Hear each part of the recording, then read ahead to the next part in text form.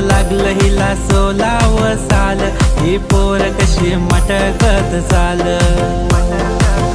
खुले ठेवून चाली डोक्यावरच बाल, ही पोर कशी मटकत चाल, जसं लागलं हिला 16व साल, ही पोर कशी मटकत चाल.